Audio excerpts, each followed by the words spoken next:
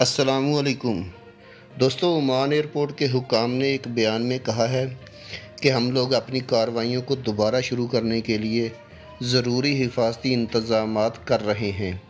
हमारे स्ट्रेटजिक शराकतदारों के तावन से सरकारी तौर पर मंजूरी के बाद हमने अपने हवाई अड्डों पर मुसाफिरों की कार्रवाइयों की वापसी की तैयारी के लिए ज़रूरी हिफाजती इक़दामात नाफज़ किए हैं और public authority for civil aviation की निगरानी में बैनुल-अक़वामी मेयार और कवायद को नाफज़ किया गया है।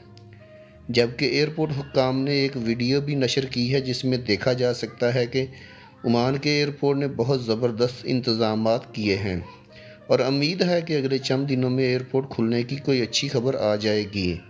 आज मिनिस्ट्री ऑफ हेल्थ ने कोरोना के 810 नए मस्बत केस रिपोर्ट किए हैं, जिनमें 468 ओमानी और 342 खारजी हैं। 810 मिला के सल्तनत में कोरोना के टोटल 26,079 मरीज़ हो गए हैं। इनमें 11,797 सेहतयाब हैं, जबकि अमवात 116 की है। लास्ट 24 आवर में 708 न्यू रिकवरी हुई है और 2 अमवात हुई हैं कोरोना की वजह से।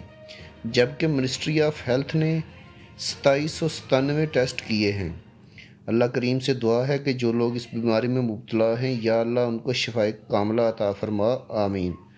आज का जो करेंसी रेट चल रहा है एक रियाल के मुकाबले में वो ये है: पाकिस्तानी 427.27 पाकिस्तानी रुपी, इंडियन 198.20, जबकि बांग्लादेशी 221.58 है एक रियाल का।